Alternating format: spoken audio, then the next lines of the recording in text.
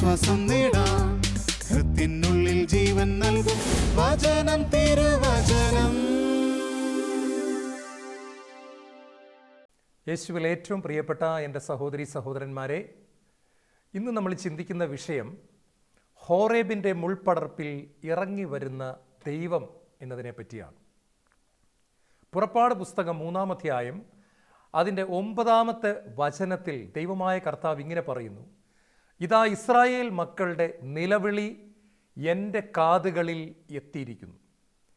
ദൈവജനത്തിൻ്റെ നിലവിളി എൻ്റെ അടുക്കൽ എത്തിയിരിക്കുന്നു. അവരെ വിമോചിപ്പിക്കുവാനായിട്ട് ഞാൻ ഇറങ്ങി വന്നിരിക്കുകയാണ്. ഹോറേബിൻ്റെ മുൾപടർപ്പിൽ മഹത്വത്തോടെ ഇറങ്ങി വന്ന് തൻ്റെ ജനത്തിൻ്റെ കണ്ണുനീര് തുടയ്ക്കുവാൻ ആഗ്രഹിക്കുന്ന സ്നേഹം മാത്രമായ ഒരു ദൈവത്തെ ബൈബിൾ നമ്മുടെ മുമ്പിൽ പരിചയപ്പെടുത്തുകയാണ്. പ്രിയപ്പെട്ട സഹോദരങ്ങളെ, ഇത് പുറപ്പാട് പുസ്തകത്തിൽ മാത്രമല്ല, ഉൽപ്പത്തി പുസ്തകം മുതൽ വെളിപാട് പുസ്തകം വരെ മനുഷ്യൻ്റെ കണ്ണുനീര് തുടയ്ക്കുന്ന ദൈവത്തെ നമുക്ക് കാണാനായിട്ട് സാധിക്കുന്നു. ഉൽപ്പത്തി പുസ്തകത്തിൻ്റെ ആരംഭത്തിൽ തന്നെ മനുഷ്യ സൃഷ്ടി കഴിഞ്ഞതിന് ശേഷം മനുഷ്യൻ ദയനീയമായിട്ട് പരാജയപ്പെട്ട് അവൻ്റെ മഹത്വം നഷ്ടപ്പെടുത്തിക്കളഞ്ഞ് അവൻ നഗ്നനാണെന്ന് നിലവിളിച്ച് കരയുന്ന സമയത്ത്, ഞാൻ നഗ്നനാണ് ദൈവമേ, എൻ്റെ മഹത്വം എനിക്ക് നഷ്ടപ്പെട്ടു പോയി, എൻ്റെ തേജസ് എനിക്ക് നഷ്ടപ്പെട്ടു പോയി, അങ്ങെനിക്ക് വസ്ത്രമായിട്ട് തന്നിരുന്ന അങ്ങയുടെ മഹത്വത്തിൻ്റെ ആ പ്രകാശത്തിൻ്റെ വസ്ത്രം എനിക്ക് നഷ്ടപ്പെട്ടു പോയി എന്ന് പറഞ്ഞ് മരത്തിൻ്റെ തണലിൽ ഒളിക്കുന്ന മനുഷ്യനെ ഉൽപ്പത്തി പുസ്തകത്തിൽ നമുക്ക് കാണാനായിട്ട് സാധിക്കുന്നു. മനുഷ്യൻ എപ്രകാരമായിരിക്കേണ്ടതായിരുന്നു? 91-ാം സങ്കീർത്തനത്തിൽ നമ്മൾ ഇങ്ങനെയാണ് കാണുന്നത്: അത്യുന്നതൻ്റെ സംരക്ഷണത്തിൽ വസിക്കുന്നവനും സർവശക്തൻ്റെ തണലിൽ കഴിയുന്നവനും എന്നാണ് അവിടെ പറഞ്ഞിരിക്കുന്നത്. അത്യുന്നതൻ്റെ സംരക്ഷണത്തിൽ വസിക്കേണ്ടവൻ, സർവശക്തൻ്റെ തണലിൽ കഴിയേണ്ടവനായ മനുഷ്യൻ സർവശക്തൻ്റെ തണലിൽ നിന്നും ഓടിക്കളഞ്ഞ് മരത്തിൻ്റെ തണലിൽ ഒളിച്ചിരിക്കുന്നു. അതായത് സൃഷ്ട വസ്തുക്കളിൽ അവൻ ആനന്ദം കണ്ടെത്തുന്നു, സൃഷ്ട വസ്തുക്കളുടെ തണലിൽ അവൻ അഭയം തേടുന്നു, അതിൽ അവൻ്റെ ജീവിതത്തിൻ്റെ അർത്ഥം കണ്ടെത്താനായിട്ട് ശ്രമിക്കുകയാണ്. പക്ഷേ ബൈബിളിൽ നമ്മൾ അത്ഭുതപ്പെടുത്തുന്ന ഒരു കാര്യം, പാപം ചെയ്ത ദിവസവും ആദ്യത്തെ പാപം സംഭവിച്ച ദിവസവും ഒന്നും സംഭവിക്കാത്തതുപോലെ തന്നെ സ്വർഗത്തിലെ ദൈവം പറുദീസായിലേക്ക് ഇറങ്ങി വരികയാണ്. ഇറങ്ങി വന്നിട്ട് എല്ലാ ദിവസവും ചോദിക്കുന്ന അതേ ചോദ്യം തന്നെ ചോദിക്കുകയാണ്: ആദം, നീ എവിടെയാണ്? മുമ്പൊക്കെ ആദമേ എന്ന് വിളിക്കുമ്പോൾ തന്നെ നീ എവിടെയാണ് എന്ന് ചോദിക്കേണ്ട കാര്യമില്ല.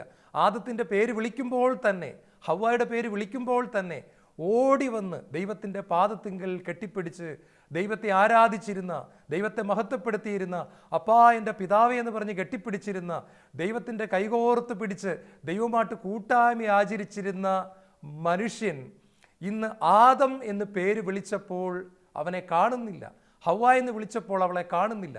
അതുകൊണ്ട് ദൈവം ചോദിക്കുകയാണ്: ആദമേ, നീ എവിടെയാണ്? പ്രിയപ്പെട്ടവരെ, ദൈവം വ്യക്തമായിട്ട് ഇത് കാണുന്നുണ്ട്. പക്ഷേ ഇത് അവനെ കൊണ്ട് തന്നെ ദൈവം ഇതിൻ്റെ ഉത്തരം പറയിക്കാനായിട്ട് ശ്രമിക്കുകയാണ്. ദൈവം വ്യക്തമായിട്ട് കാണുന്നുണ്ട്, അവൻ മറഞ്ഞിരിക്കുന്നു. പക്ഷെ ദൈവം ചോദിക്കുകയാണ്: നീ എവിടെയാണ്? നിൻ്റെ അവസ്ഥ എന്താണെന്ന് നീ തന്നെ ഒന്ന് ഏറ്റു പറയുക. അവൻ നിലവിളിച്ചുകൊണ്ട് പറയുകയാണ്: ദൈവമേ, ഞാൻ നഗ്നനാണെന്ന് ഞാൻ തിരിച്ചറിഞ്ഞിരിക്കുന്നു, എൻ്റെ പ്രകാശം നഷ്ടപ്പെട്ടിരിക്കുന്നു. എന്നെ ഇന്നലെ വരെ പൊതിഞ്ഞിരുന്ന ഒരു വെൺമേഘം, മഹത്വത്തിൻ്റെ മേഘം, തേജസ്സിൻ്റെ മേഘം, അങ്ങയുടെ ഗ്ലോറി, അങ്ങയുടെ അനോയിൻറ്റിങ്, അങ്ങയുടെ തേജസ് അതെനിക്ക് നഷ്ടപ്പെട്ടു പോയി. ഞാൻ എൻ്റെ കുറവുകളെ വ്യക്തമായിട്ട് കാണുന്നു. ഞാൻ നഗ്നനാണെന്ന് ഞാൻ ഇന്ന് തിരിച്ചറിയുന്നു. എൻ്റെ മഹത്വം എവിടെയോ പോയിരിക്കുന്നു. അവൻ്റെ കണ്ണിൽ നിന്നും കണ്ണുനീരൊഴുകുന്നുണ്ടായിരുന്നു. പ്രിയപ്പെട്ട സഹോദരങ്ങളെ, ദൈവം നോക്കിയപ്പോൾ മറ്റൊരു കാര്യം കൂടെ കണ്ടു. മരത്തിൻ്റെ പുറയിൽ നിന്നും എഴുന്നേറ്റ് വന്ന ആദവും ഹവ്വയും അത്തിയിലകൾ കൊണ്ട് ഒരു ഉടുപ്പുണ്ടാക്കി അവരെ തന്നെ അവരണിയിച്ചിരിക്കുന്നതായിട്ട് കാണുകയാണ്. നമ്മൾ സുവിശേഷങ്ങളിൽ കാണുന്നുണ്ട്, ഈശോ അങ്ങനെ അധികം ശപിക്കുന്നതായിട്ട് നമ്മൾ എങ്ങും തന്നെ കാണുന്നില്ല. ചില ഭാഗങ്ങളിൽ ഒഴിച്ചതിലൊന്നാണ് അത്തിവൃക്ഷത്തെ കർത്താവ് ശപിക്കുന്നു എന്ന് പറയുന്നു. നീ വേരോടെ ഉണങ്ങിപ്പോവുക എന്ന് കർത്താവ് അത്തിവൃക്ഷത്തോട് പറയുന്നുണ്ട്. ഇതേ അത്തിവൃക്ഷത്തെ തന്നെയാണ് നമ്മൾ ഉൽപ്പത്തി പുസ്തകത്തിൽ മനുഷ്യ ചരിത്രത്തിൻ്റെ ആരംഭ നാളുകളിൽ തന്നെ കാണുകയാണ്. അവൻ അത്തിയിലകൾ കൊണ്ട് ഉടുപ്പുണ്ടാക്കി പൊതിയുന്നു. പുതിയ നിയമത്തിലാകട്ടെ അത്തിവൃക്ഷത്തെ കർത്താവ് ശപിക്കുകയാണ്. അത്തിമരത്തിൽ ഫലമുണ്ടോ എന്ന് നോക്കാൻ ചെന്നപ്പോൾ അവിടെ ഒന്നും കാണാത്തതിനാൽ ആ അത്തിവൃക്ഷത്തെ കർത്താവ് ഉണക്കിക്കളയുകയാണ്. പ്രിയപ്പെട്ടവരെ, ഇതാ നമ്മൾ മനുഷ്യചരിത്രത്തിൻ്റെ ആരംഭത്തിൽ കാണുന്നു, അത്തിയിലകൾ കൊണ്ടുള്ള ഉടുപ്പ് അന്ന് വൈകുന്നേരമായപ്പോൾ ആരും ഉണക്കാതെ തന്നെ അത് ഉണങ്ങിപ്പോയി. നമുക്കറിയാം, രാവിലെ പറിക്കുന്ന ഇലകൾ വൈകുന്നേരമാകുമ്പോൾ വാടുന്നു. ഏതാണ്ട് സന്ധ്യയാകാൻ നേരത്ത് നന്നായിട്ട് തന്നെ വാടിപ്പോകുന്നു.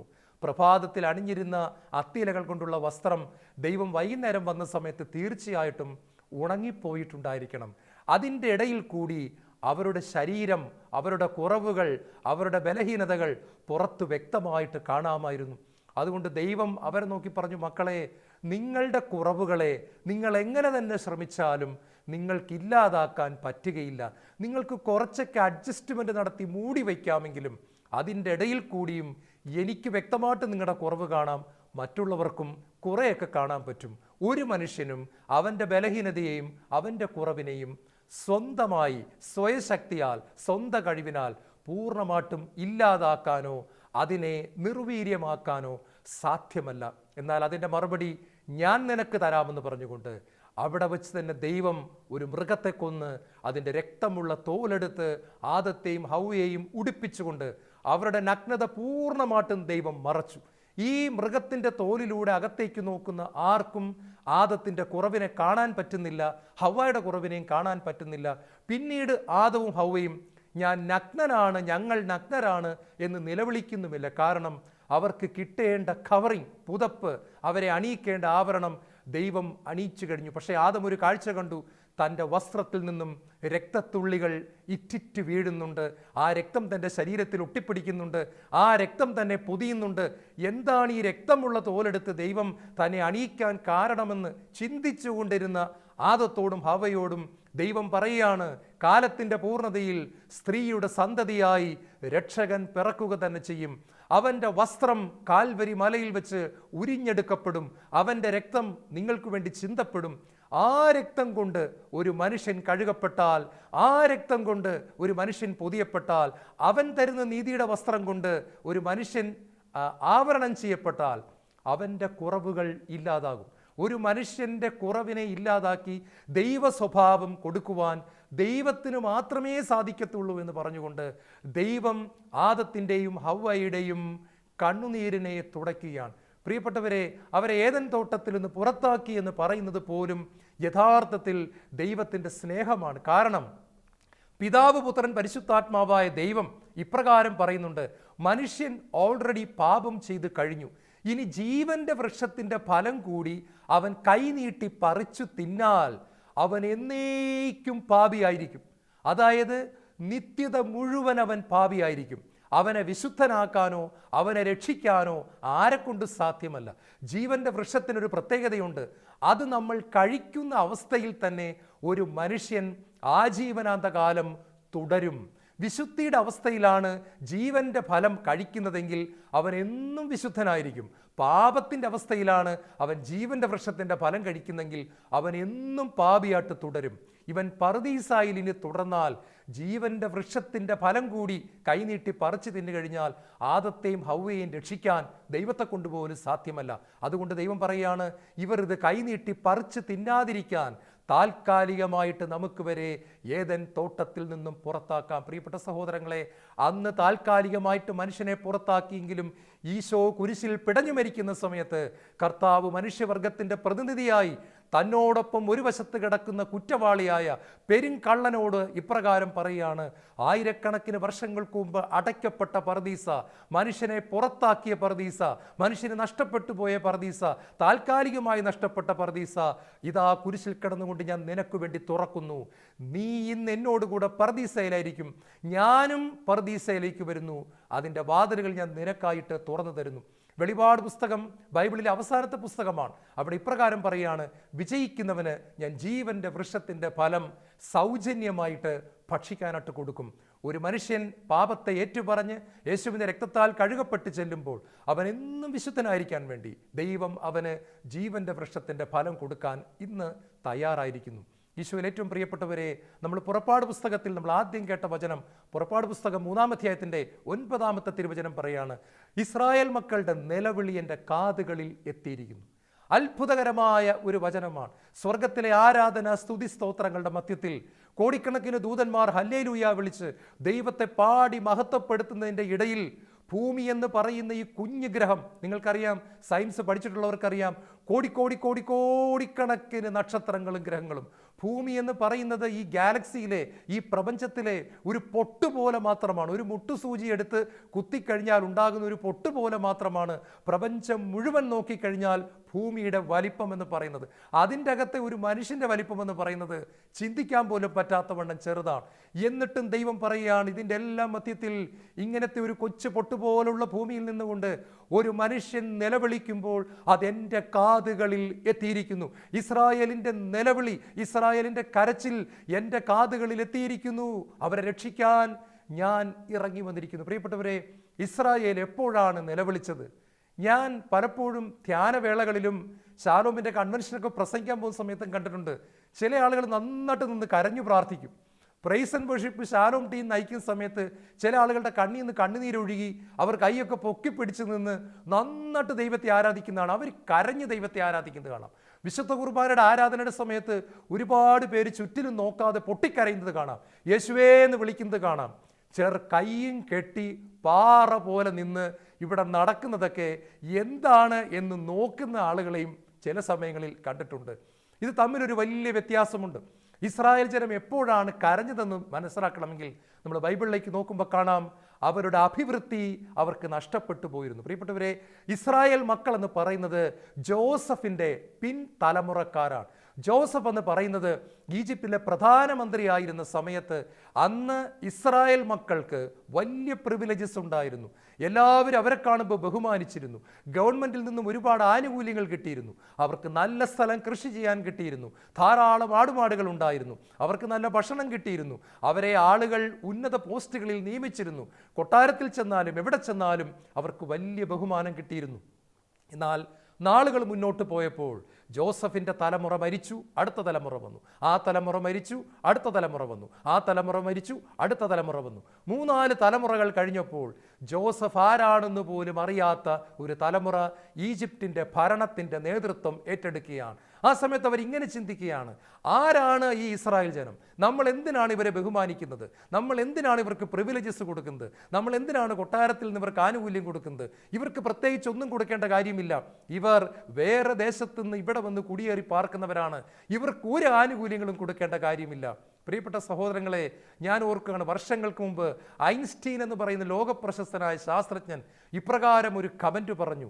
ഒരുപാട് വർഷങ്ങൾക്ക് ശേഷം ഇന്ത്യയിലെ ഒരു തലമുറ, മഹാത്മാഗാന്ധി എന്ന് പറയുന്ന വലിയ മനുഷ്യൻ ജീവിച്ചിരുന്നു എന്ന് പറഞ്ഞാൽ വിശ്വസിക്കാത്ത ഒരു തലമുറ ഇന്ത്യയിലും ലോകരാഷ്ട്രങ്ങളിലും ഉണ്ടാകും എന്ന് ഐൻസ്റ്റീൻ ഒരിക്കൽ പ്രസംഗത്തിൽ പറഞ്ഞത് ഞാൻ ഓർക്കുകയാണ്. മഹാത്മാഗാന്ധി ജീവിച്ചതുപോലെ ഒരാൾക്ക് ജീവിക്കാൻ പറ്റുമോ? അതുപോലെ രാജ്യത്തെ ജനങ്ങളെ സ്നേഹിക്കാൻ പറ്റുമോ? ഇതുപോലെ രാജ്യത്തിന് വേണ്ടി ജീവിതം കൊടുക്കാൻ പറ്റുമോ എന്നൊക്കെ പറഞ്ഞാൽ വിശ്വസിക്കാൻ സാധിക്കാത്ത സ്വാർത്ഥത നിറഞ്ഞ ലോകമോഹികളായ ഒരു തലമുറ വർഷങ്ങൾക്ക് ശേഷം ഉണ്ടാകുമെന്ന് ഐൻസ്റ്റീൻ പറഞ്ഞത് ഞാൻ ഓർക്കുകയാണ്.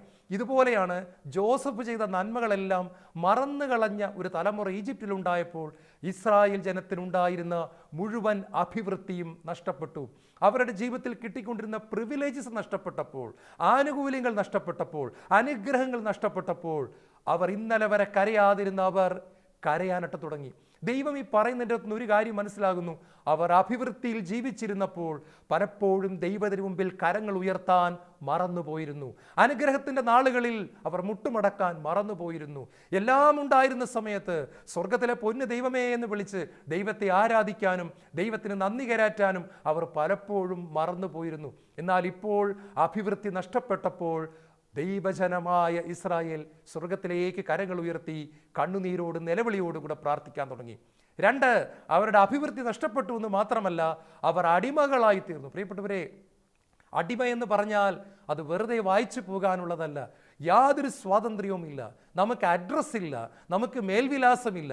നമ്മളുടെ മേൽവിലാസത്തിൽ എഴുത്തു വന്നാൽ കിട്ടാൻ നമുക്കൊരു മേൽവിലാസമില്ലാത്ത അവസ്ഥ.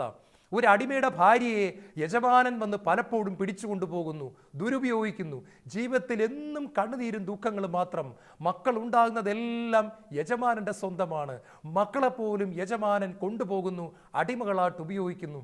പലപ്പോഴും കൈകളിലും കാലുകളിലും ചങ്ങലയിട്ടവരായി പട്ടിയെ കെട്ടിയിടുന്നത് പോലെ ഈ പാവപ്പെട്ട മനുഷ്യരെ കെട്ടിയിടുന്ന അവസ്ഥയിലേക്ക് വന്നു. ദൈവജനത്തിന് നിലവിളിക്കാതിരിക്കാൻ പറ്റിയില്ല. കാരണം അവർ അടിമകളായി മാറിയിരിക്കുന്നു. ഒരു കാലത്ത് ഒരുപാട് പ്രിവിലേജസ് ഉണ്ടായിരുന്ന, ആനുകൂല്യങ്ങൾ അനുഭവിച്ചിരുന്ന, ഉന്നത പദവിയിലായിരുന്ന മനുഷ്യർ ഇന്ന് അടിമകളാക്കപ്പെട്ടപ്പോൾ അവർ നിലവിളിച്ചു. എന്നെ കേട്ടുകൊണ്ടിരിക്കുന്ന ദൈവത്തിൻ്റെ പൊന്നുമകനെ, പൊന്നുമകളെ, ഒരു കാലത്ത് വർഷങ്ങൾക്ക് മുമ്പ് പോട്ടയിലോ എവിടെയെങ്കിലുമൊക്കെ പോയി ധ്യാനം കൂടി ഒരുപാട് അഭിഷേകം നിറഞ്ഞിരുന്ന വ്യക്തിയല്ലേ നീ? ഒരുപാട് പരിശുദ്ധാത്മ നിറവിൽ ജീവിച്ചിരുന്ന വ്യക്തിയല്ലേ നീ? ഇന്ന് എന്തവസ്ഥയിലാണ്? പാപത്തിൻ്റെ അടിമയായി പോയോ? കർത്താവിൻ്റെ വചനം പറയുന്നുണ്ട്, ഏറ്റവും വലിയ അടിമത്തം എന്ന് പറയുന്നത് സാമ്പത്തിക അടിമത്തമല്ല. ഏറ്റവും വലിയ അടിമത്തം എന്ന് പറയുന്നത് കൊളോണിയൽ വ്യവസ്ഥയുടെ അടിമത്തമല്ല. തോക്ക് കാണിച്ച് വെള്ളക്കാര് കറുത്തവർഗക്കാരെ കൊണ്ടുപോയ അടിമത്തമല്ല. ഏറ്റവും വലിയ അടിമത്തം, യേശു പറഞ്ഞു, പാപത്തിൻ്റെ അടിമത്തമാണ് ഏറ്റവും വലിയ അടിമത്തം.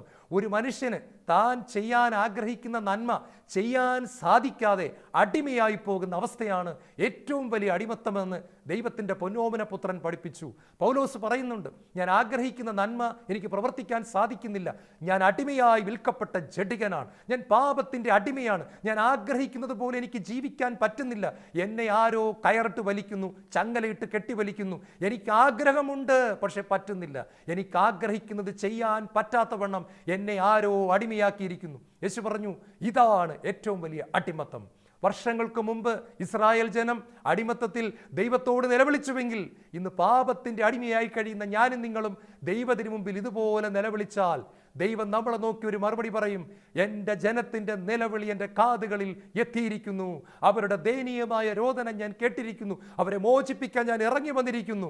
അന്ന് ഹോറേബിൻ്റെ മുൾപ്പടർപ്പിൽ തീ പോലെ ഇറങ്ങി വന്ന ദൈവം ഇന്ന് വിശുദ്ധ കുർബാനയുടെ മധ്യത്തിൽ അഗ്നിയായി ഇറങ്ങി വരുന്നു. നമ്മൾ ദൈവത്തെ ആരാധിക്കുമ്പോൾ, ഹല്ലേലൂയ പാടുമ്പോൾ നമ്മുടെ മധ്യത്തിൽ പരിശുദ്ധാത്മ അഗ്നിയായി ദൈവം ഇന്നും ഇറങ്ങി വന്ന് വിടുവിക്കുന്നുണ്ട്. മക്കളെ, കർത്താവ് നമ്മളെ സ്നേഹത്തോടെ വിളിക്കുകയാണ്.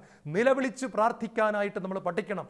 നമ്മുടെ ജീവിതത്തെ പാപം മുറുകെ പിടിക്കുമ്പോൾ, നമ്മുടെ ജീവിതത്തെ തഴക്കദോഷങ്ങൾ മുറുകെ പിടിക്കുമ്പോൾ നമ്മൾ ചുമ്മാ ഇരുന്നാൽ പോരാ, ദൈവമേന്ന് നിലവിളിക്കാൻ തുടങ്ങുമ്പോൾ, മുറി അടച്ചിട്ട് ഒരു പാവിരിച്ച് താഴെയിട്ട് അതിൽ കമിഴ്ന്ന് അങ്ങോട്ട് കിടന്നിട്ട് സാഷ്ടാംഗം മിനിറ്റ് പറയണം, ദൈവമേ എന്നെ തൊടാതെ ഞാൻ ഇവിടെ എഴുന്നേറ്റ് പോകത്തില്ല, എൻ്റെ മേൽ അഗ്നി അയക്കാതെ ഞാൻ പോകത്തില്ല, എൻ്റെ ഈ തഴക്കദോഷം പൊട്ടിക്കാതെ ഞാൻ എഴുന്നേക്കത്തില്ല. ടച്ച് മീ ഓ ഗോഡ്, എന്നെ നീ തൊടണം, എന്നെ നീ അനുഗ്രഹിക്കണം, എന്നെ നീ വിടുവിക്കണം, ഞാൻ പോകത്തില്ല കർത്താവേ. ദൈവം അത് കാണും. പ്രിയപ്പെട്ടവരെ, അനേക വലിയ ദൈവമനുഷ്യരുടെ ജീവചരിത്രത്തിൽ ഞാൻ വായിച്ചിട്ടുണ്ട്. പലരും അവരുടെ ജീവിതത്തിൻ്റെ ആദ്യ നാളുകളിൽ ചില പ്രത്യേക പാപങ്ങളാൽ പിടിക്കപ്പെട്ട് മോചനം കിട്ടാതെ ഒരുപാട് വിഷമിച്ചവരാണ്. അവരവരുടെ മുറി അടച്ചിട്ട് തറയിൽ കമിഴ്ന്നടിച്ച് കടന്ന് നിലവിളിച്ച് 1-2 മണിക്കൂർ കരഞ്ഞു കഴിഞ്ഞപ്പോൾ ദൈവം എന്നേക്കുമായിട്ട് അവരെ വിടുവിക്കുന്ന അനുഭവങ്ങൾ പലരുടെയും ജീവചരിത്രത്തിൽ സന്തോഷത്തോടും കണ്ണുനീരോടും കൂടെ വായിക്കാനായിട്ടിടയായിട്ടുണ്ട്. ദൈവം നമ്മളെ വിളിക്കുകയാണ്. ഇസ്രായേൽ ജനം നിലവിളിച്ചതുപോലെ നമ്മൾ നിലവിളിക്കണം. 3, ഇസ്രായേൽ ജനം നിലവിളിച്ച മൂന്നാമത്തെ കാര്യം ഇതാണ്, അവർക്കൊരിക്കലും തനിയെ രക്ഷപ്പെടാൻ പറ്റില്ല എന്ന് അവർക്ക് മനസ്സിലായി. അവർ രക്ഷപ്പെടാൻ ശ്രമിച്ചപ്പോഴൊക്കെ മുതുകത്ത് ചാട്ടവന്ന് വീണു, അടികിട്ടിയവർക്ക് രക്തം പുറത്തേക്കൊഴുകി, പീഡനങ്ങൾ വർദ്ധിച്ചു, ദാരുണമായ പീഡനങ്ങൾ അവരുടെ പുറത്തു വന്നു. അവരെങ്ങനെയെല്ലാം രക്ഷപ്പെടാൻ ശ്രമിച്ചോ അപ്പോഴെല്ലാം അവരുടെ അടിമത്തം വർദ്ധിച്ചു. സത്യത്തിൽ ആത്മാർത്ഥതയുള്ള വ്യക്തിയാണെങ്കിൽ നിങ്ങൾക്കിത് മനസ്സിലാകും. നിങ്ങൾ ഇന്നൊട്ട് തീരുമാനമെടുക്കുക, ഞാൻ കോപിക്കത്തേയില്ല, ഞാൻ ആരോടും കോപിക്കത്തില്ല. തീരുമാനമെടുത്ത് നോക്കുക.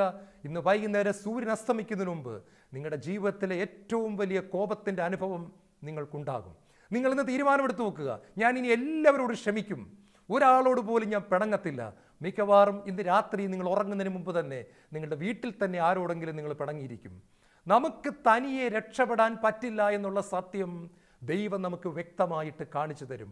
നമുക്ക് തനിയെ രക്ഷപ്പെടാൻ പറ്റാത്തതിനാൽ നമ്മളെ രക്ഷിക്കുന്ന രക്ഷകൻ വേണമെന്നുള്ള സത്യത്തിലേക്ക് പരിശുദ്ധാത്മാവ് നമ്മളെ കൂട്ടിക്കൊണ്ടുപോകും. നമ്മുടെ ഓരോ പരാജയങ്ങളും പരിശുദ്ധാത്മാവ് ഉപയോഗിക്കുന്നത് ക്രൂശിൽ പിടയുന്ന രക്ഷകനെ കാണിച്ചു തരാൻ വേണ്ടിയിട്ടാണ്. നിനക്ക് തനിയെ രക്ഷപ്പെടാൻ പറ്റില്ല, നീ രക്ഷകനെ നോക്കുക, നിനക്കൊരു രക്ഷകനെ ആവശ്യമുണ്ട്. പ്രിയപ്പെട്ടവരെ, മനുഷ്യൻ പാപം ചെയ്ത് ആയിരക്കണക്കിന് വർഷങ്ങൾ കഴിഞ്ഞിട്ടാണ് ഈശോയെ പിതാവ് ലോകത്തിലേക്ക് അയച്ചത്. ഇത് സത്യത്തിൽ ഒരു അത്ഭുതമാണ്. ആദവും ഹൗവയും പാപം ചെയ്തപ്പോൾ വേണമെങ്കിൽ അന്ന് തന്നെ ഒരു രക്ഷകനെ ഈശോയ്ക്ക് ലോകത്തിലേക്ക് അയക്കാനുള്ള പരിപാടികൾ വേണമെങ്കിൽ ചെയ്യാമായിരുന്നു. പക്ഷെ ദൈവം അത് ചെയ്യാത്തതിൻ്റെ കാര്യം ഇതാണ്, ദൈവം കൽപ്പന തന്നതിന് ശേഷം അത് അനുസരിക്കാനായിട്ട് മനുഷ്യനോട് പറയുകയാണ്. എന്നാൽ ആരെക്കൊണ്ടും അത് പൂർണ്ണമായിട്ടും അനുസരിക്കാൻ പറ്റിയില്ല. ആദ്യത്തെ മനുഷ്യനോട് ദൈവം ഒറ്റക്കാര്യം മാത്രമേ പറഞ്ഞുള്ളൂ, നീ നന്മതിന്മകളെക്കുറിച്ചുള്ള അറിവിൻ്റെ വൃക്ഷത്തിൻ്റെ ഫലം തിന്നരുത്. സത്യത്തിൽ ഒരു ഒറ്റ കൽപ്പന എന്ന് വേണമെങ്കിൽ പറയാം. അതുപോലും അവനെ കൊണ്ട് അനുസരിക്കാൻ സാധിക്കാതെ അവൻ പരാജയപ്പെട്ടു പോകുന്ന അവസ്ഥയാണ്. പിന്നീട് മോശയിലൂടെ 10 കൽപ്പന കൊടുത്തപ്പോഴും ദൈവത്തിന് അത് അറിയാമായിരുന്നു, അനുസരിക്കാൻ പറ്റില്ല. 8 എണ്ണം അനുസരിക്കുന്നവരും 9ഉം 10ലും പരാജയപ്പെട്ടു പോയി. എന്താണ് 9ലും 10ലും? അന്യൻ്റെ ഭാര്യയെ ആഗ്രഹിക്കരുത്, അന്യൻ്റെ ഭർത്താവിനെ ആഗ്രഹിക്കരുത്, മറ്റു പെൺകുട്ടികളെ ആഗ്രഹിക്കരുത്, മറ്റു പുരുഷന്മാരെ ആഗ്രഹിക്കരുത്. ആഗ്രഹത്തിൻ്റെ തലത്തിലാണ് 9ഉം 10ഉം കൽപ്പന. അവിടെ മനുഷ്യൻ പലപ്പോഴും പരാജയപ്പെട്ടു പോയി. അന്യൻ്റെ വസ്തുക്കൾ ആഗ്രഹിക്കരുത്. അപ്പം വേറൊരു വീട്ടിൽ കിടക്കുന്ന കാറ് കാണുമ്പോൾ തോന്നുക, ദൈവമേ അത് കിട്ടിയിരുന്നെങ്കിൽ. വേറൊരു വീട് കാണുമ്പോൾ തോന്നുക, ദൈവമേ അതുപോലെ തന്നെ എനിക്കും കിട്ടിയിരുന്നെങ്കിൽ. അവിടെ തെറ്റുപറ്റുകയാണ്, മനുഷ്യൻ പരാജയപ്പെട്ടു പോവുകയാണ്. ഒടുവിൽ മനുഷ്യൻ രക്ഷകനെ നോക്കേണ്ട അവസ്ഥയിലേക്ക് വരുന്നു. അങ്ങനെ എല്ലാ ഭാഗത്തു നിന്നും നിലവിളി ഉയരുമ്പോൾ രക്ഷകൻ കടന്നു വരുന്നു, രക്ഷിക്കുകയും ചെയ്യുന്നു. അതിൻ്റെ അടയാളമാണ് കുരിശിലെ കൊടും കുറ്റവാളിയെ പർദീസയിലേക്ക് ഫ്രീ ആയിട്ട് ആനയിച്ചുകൊണ്ട്, സൗജന്യമായിട്ട് ആനയിച്ചുകൊണ്ട് ഈശോ അവനെ രക്ഷയിലേക്ക് നയിക്കുന്നത് കാണിച്ചു തന്നുകൊണ്ട് നിങ്ങൾക്ക് ഞാനുണ്ട് എന്ന് കാണിച്ചു തരികയാണ്. പ്രിയപ്പെട്ട മക്കളെ, ദൈവം ഹോറേബിൻ്റെ മുൾപ്പടർപ്പിൽ ഇറങ്ങി വന്നിട്ട് നിലവിളി കേട്ടുവെന്ന് പറഞ്ഞിട്ട് ദൈവം ഉടൻ ചെയ്യുന്ന കാര്യം മോശയെ അഭിഷേകം ചെയ്യുകയാണ്. ശ്രദ്ധിച്ചു കേൾക്കണം. നിങ്ങളുടെ കുടുംബം ഇന്ന് പ്രശ്നത്തിലാണെന്ന് പറഞ്ഞ് നിങ്ങൾ നിലവിളിക്കുമ്പോൾ, ദൈവമേ ലക്ഷങ്ങളുടെ കടബാധ്യത, ദൈവമേ കോടിയുടെ കടബാധ്യത, ദൈവമേ വീട്ടിൽ ചേച്ചിക്ക് ക്യാൻസറാണ്, ദൈവമേ ചേട്ടൻ തളർന്നു കിടക്കുന്നു, ഒന്നും ചെയ്യാൻ പറ്റുന്നില്ല, മക്കളെ പഠിപ്പിക്കാൻ പറ്റുന്നില്ല, നിങ്ങൾ ദൈവം ഭാഗം നിലവിളിക്കുമ്പോൾ ദൈവം ഇറങ്ങി വരും. ദൈവം ഇറങ്ങി വന്നിട്ട് മാജിക്ക് കാണിക്കത്തില്ല. പകരം ദൈവം കേൾക്കുന്ന ദൈവം ഒരു മനുഷ്യനെ ദൈവം തിരഞ്ഞെടുത്ത് അഭിഷേകം ചെയ്യും. അന്ന് ദൈവം മോശയെ തിരഞ്ഞെടുത്ത് അഭിഷേകം ചെയ്തെങ്കിൽ ഇന്ന് ധ്യാനം കൂടിയ നിങ്ങളെയാണ് ദൈവം തിരഞ്ഞെടുക്കാൻ പോകുന്നത്. ശാലോം TV കാണുന്ന നിങ്ങളെയാണ് ദൈവം നിങ്ങളുടെ കുടുംബത്തിൻ്റെ രക്ഷകനായി, യേശുവിനോടൊപ്പം ഒരു അസിസ്റ്റൻ്റ് രക്ഷകനായി, കുടുംബത്തെ രക്ഷിച്ചെടുക്കാൻ സഹരക്ഷകനായി എന്ന് വേണമെങ്കിൽ പറയാം. ദൈവം നിങ്ങളെ തിരഞ്ഞെടുക്കുകയാണ്. ഏക രക്ഷകനോടൊപ്പം നിന്നുകൊണ്ട് നിങ്ങളുടെ കുടുംബത്തിലേക്ക് രക്ഷ കൊണ്ടുവരുന്ന ഒരു ഉപകരണമായി തീരുവാൻ ദൈവം നിങ്ങളെ തിരഞ്ഞെടുക്കുന്നു. നിങ്ങൾക്കറിയാമോ, മോശയെ ദൈവം തിരഞ്ഞെടുത്ത് കഴിഞ്ഞപ്പോൾ 40 രാവും 40 പകലും തുടർച്ചയായിട്ട് മോശ പ്രാർത്ഥിക്കുന്നുണ്ട് മലയുടെ മുകളിൽ. അത്രയ്ക്കൊരു വില ചില സമയത്ത് മോശ കൊടുക്കേണ്ടതായിട്ട് വരുന്നുണ്ട്. നിങ്ങളെ ദൈവം നിങ്ങളുടെ കുടുംബത്തിൻ്റെ രക്ഷയ്ക്ക് വേണ്ടി തിരഞ്ഞെടുക്കുമ്പോൾ ചിലപ്പോൾ നിങ്ങൾ 2-3 രാത്രികളിൽ നൈറ്റ് വിജിൽ ആരും കാണാതെ വീട്ടിലിരുന്ന് ചെയ്യേണ്ടി വരും. ആരും കാണാതെ കുരിശിൻ്റെ വഴി ചൊല്ലേണ്ടി വരും. ആരും കാണാതെ രാത്രി 8 മുതൽ രാവിലെ 6 വരെ പ്രാർത്ഥിക്കേണ്ടി വരും. കണ്ണുനീരൊഴിക്കേണ്ടി വരും. കുടുംബത്തിന് വേണ്ടി ഉപവാസം എടുക്കേണ്ടി വരും. കുടുംബത്തിന് വേണ്ടി ത്യാഗം ഏറ്റെടുക്കേണ്ടി വരും. മുട്ടിന്മേൽ കൈവിരിച്ചു പിടിക്കേണ്ടി വരും. ദൈവത്തിൻ്റെ പക്കൽ കുടുംബത്തിൻ്റെ മുഴുവൻ ഭാരവും ഏറ്റെടുത്ത് നിലവിളിക്കുന്ന ഒരു മോശയായി തീരാൻ ദൈവം നിങ്ങളെ വിളിക്കുന്നു. ഒരു കുടുംബത്തെ രക്ഷിക്കാൻ ദൈവം മിക്കവാറും ആ കുടുംബത്തിൽ ഒരു മനുഷ്യനെ ദൈവം തിരഞ്ഞെടുക്കും. ചിലപ്പോൾ അതൊരു ജീസസ് യൂത്തിൻ്റെ ഒരു മകനായിരിക്കും, ആ വീട്ടിലുള്ള ആളായിരിക്കും, ആരോ ആയിക്കോട്ടെ. ഒരാളെ ദൈവം തിരഞ്ഞെടുക്കുമ്പോൾ ഒഴിവ് കഴിവുകളൊന്നും പറയാതെ ദൈവത്തിൻ്റെ മുമ്പിൽ നിന്നു കൊടുക്കുമ്പോൾ, ബലഹീനനായ കുറവുകളുള്ള മോശയെപ്പോലെ സംസാരിക്കാൻ പോലും അറിഞ്ഞുകൂടാന്ന് പറഞ്ഞിട്ടും ദൈവത്തിൻ്റെ മൈറ്റി അനോയിന്റിങ് അഭിഷേകം ദൈവം കൊടുത്തുകൊണ്ട് ശക്തമായ ഒരു അഭിഷേകത്തിൻ്റെ അടയാളമായി ഒരു വടി കയ്യിൽ കൊടുത്തതുപോലെ ഇന്ന് യേശുവിൻ്റെ നാമം എന്ന വടി നമുക്ക് തന്നുകൊണ്ട് നമ്മുടെ കുടുംബത്തെ ഉയർത്തിയെടുക്കാൻ ദൈവം നമ്മളെ വിളിക്കുകയാണ്. ഹോറേബിൻ്റെ മുൾപ്പടർപ്പിൽ ഇറങ്ങി വന്ന ദൈവം മോശയെ അഭിഷേകം ചെയ്തതുപോലെ എന്നെയും നിങ്ങളെയും അഭിഷേകം ചെയ്തുകൊണ്ട് നമ്മുടെ ഇടവകയുടെ രക്ഷയ്ക്ക് വേണ്ടി, പ്രിയപ്പെട്ട സഹോദരങ്ങളെ, ഞാൻ കാണാറുണ്ട് കത്തോലിക്ക സഭയെ പൊക്കിയെടുക്കാൻ ദൈവം അമ്മ ത്രേസ്യയായി അഭിഷേകം ചെയ്യുന്നു, ദൈവം ജോൺ ഓഫ് ദ ക്രോസിനെ അഭിഷേകം ചെയ്യുന്നു. ഇത് എന്നും കാണാൻ സാധിക്കും. ഇന്ന് ഞാൻ കാണുന്നു യാക്കോബായ സഭയെ അഭിഷേകം ചെയ്യാൻ കേരളത്തിൽ ചില പിതാക്കന്മാരുടെ പുറത്ത് ദൈവം കൃപാവരങ്ങളുടെ അഭിഷേകം കൊടുത്തുകൊണ്ട് തളർവാദ രോഗികളെപ്പോലും എഴുന്നേൽപ്പിക്കുന്ന പിതാക്കന്മാർ ഇന്ന് യാക്കോബായ സഭയിൽ കേരളത്തിലുണ്ട്. ദൈവം സഭയെ ഉണർത്താൻ വേണ്ടി ചെയ്യുന്നതാണ്. ഒരു വ്യക്തിയെ തെരഞ്ഞെടുത്ത് ദൈവം പറയാണ്, നീ വില കൊടുക്കണം, നിന്നെ ഞാൻ അഭിഷേകം ചെയ്യും, നീ ജനത്തിനും എനിക്കും മധ്യത്തിൽ നിന്നുകൊണ്ട് കൈ ഉയർത്തിപ്പിടിക്കണം, അപ്പോൾ ഞാൻ ജനത്തെ അനുഗ്രഹിക്കും. ആ നിലവിളി കേൾക്കണം. നമ്മുടെ നിലവിളി ദൈവം കേട്ടിറങ്ങി വരുമ്പോൾ ദൈവം പറയുന്നത് കേൾക്കാനുള്ള തുറവി നമുക്കുണ്ടായിരിക്കണം. ഞാൻ പറയുന്നത് നീ കേൾക്കണമെന്ന് ദൈവം പറയുമ്പോൾ ഇതാ ഞാനെന്ന് പറഞ്ഞ് നമുക്ക് നിന്നു കൊടുക്കാം. മോശ സമ്മതിച്ചപ്പോൾ അവിടെ ഇസ്രായേലിന് വിടുതലുണ്ടായതുപോലെ കുടുംബത്തിൽ ദൈവം തിരഞ്ഞെടുക്കുന്ന വ്യക്തിയായ നിങ്ങൾ ഇതാ ഞാനെന്ന് പറയുമ്പോൾ ദൈവത്തിൻ്റെ വിടുതൽ, ദൈവത്തിൻ്റെ രക്ഷ നിങ്ങളുടെ കുടുംബം മുഴുവൻ വരും. അതാണ് കർത്താവ് യേശുവിൽ വിശ്വസിക്കുക, നീയും നിൻ്റെ കുടുംബവും രക്ഷ പ്രാപിക്കും. ഒരു വ്യക്തി രക്ഷയുടെ മുമ്പിൽ തലകുനിച്ച് വില കൊടുക്കാൻ തയ്യാറാകുമ്പോൾ ആ വ്യക്തിയിലൂടെ കുടുംബം മുഴുവൻ രക്ഷിച്ചെടുക്കാൻ കർത്താവിന് സാധിക്കും. കണ്ണുകളടയ്ക്കാം. യേശുവേ, അവിടെ നിന്ന് ഒരിക്കലും കഠിനഹൃദയനല്ല, അവിടെ നിന്ന് നല്ലവനാണ്. ഞാൻ കരയുമ്പോൾ കൂടെ കരയുന്നവനാണ്. മാർത്തയും മറിയവും കരഞ്ഞപ്പോൾ കൂടെ കരഞ്ഞവനാണ്. ഇസ്രായേൽ ജനം കരഞ്ഞപ്പോൾ സഹിക്കാൻ സാധിക്കാതെ സ്വർഗം വിട്ട് ഹോറേബിൻ്റെ മുൾപ്പടർപ്പിൽ ഇറങ്ങി വന്ന സ്വർഗത്തിലെ പിതാവേ, ഇന്ന് തകർച്ചയിലൂടെ ഞങ്ങൾ കടന്നു പോകുമ്പോൾ മോശയെ അഭിഷേകം ചെയ്തതുപോലെ അവിടെ നിന്നെ അഭിഷേകം ചെയ്യാൻ ആഗ്രഹിക്കുന്നു ഞാൻ അറിയുന്നു. ഇതാ ഞാനെന്ന് പറഞ്ഞ് ഞാൻ തലകുനിക്കുന്നു, ഞാൻ സമർപ്പിക്കുന്നു. എൻ്റെ കുടുംബത്തിൻ്റെ ഭാരങ്ങൾ ഏറ്റെടുത്തുകൊണ്ട് അങ്ങയുടെ മുമ്പിൽ നിലവിളിക്കാനുള്ള വലിയ കൃപ എനിക്ക് തരുന്നതിനായി ഞാൻ നന്ദി പറയുന്നു. അങ്ങയോട് വിശ്വസ്തനായിരിക്കാൻ എന്നെ അനുഗ്രഹിക്കണമേ. യേശുവേ സ്തോത്രം, യേശുവേ നന്ദി, യേശുവേ ആരാധന.